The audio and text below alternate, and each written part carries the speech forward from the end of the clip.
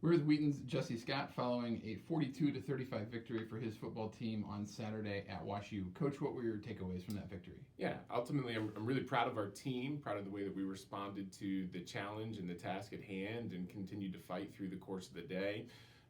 As we approached the game at the beginning of the week last week, we talked about three things: carrying a sense of urgency through the course of the week. We've talked about that a lot through the course of this year, and that's not always manifested in us starting the way that we want to, or not necessarily approaching our work the way we wanted to, but I think we got that right for the most part through the course of last week. We talked about everybody doing their 1/11th, and we talked about taking the fight to WashU from the first snap, and I think our guys embraced that challenge. We also talked a little bit about the calluses that have developed on our team through the course of this year with some challenging outcomes early on in the first half of the season. I think that did a really good job of preparing our players for the type of game that WashU was going to be yesterday.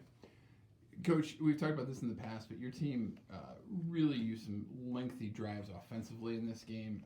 Had two touchdown drives of 14 yards and another one of 16 yards. What does that do for your squad and to be able to get things going for your team? Yeah, well, I think it builds confidence and it lends itself to the sort of complementary football that yesterday required. So I think in the first and the third quarter, when we were dealing with the wind, we limited WashU to either one or two possessions in both of those quarters. I think they actually got the start of a second possession in the first quarter, but that's a really big deal. The wind was a major advantage yesterday. You're not going to really look to push the ball down the field when you're moving to the left on the screen as you look at it. And so being able to run the football consistently, execute in our short and intermediate game was a significant thing. So being able to put together some lengthy drives was significant towards our team's ability to succeed in our goal yesterday.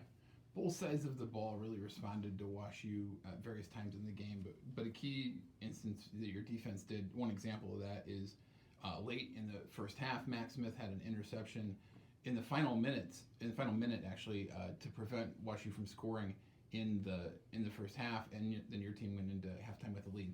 Your defense, just talk about your defense responding in those key moments to make the stops that were necessary. Yeah, I think it's a really unfair thing to just extrapolate the score from halftime all the way to the end of the game and say that would or would not have been the margin. But obviously it was a really big deal for us to carry a 7-point lead into halftime. For us to lead 28-21 there and our defense to come up with a stop was absolutely huge. And then on the other side of halftime, we were able to get a 3-and-out.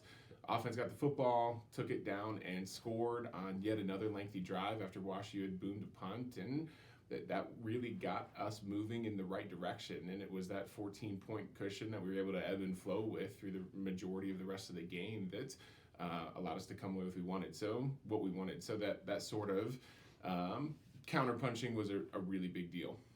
Coach, next up for your team is the regular season finale against North Park. The following day will be the NCAA playoff selection announcements.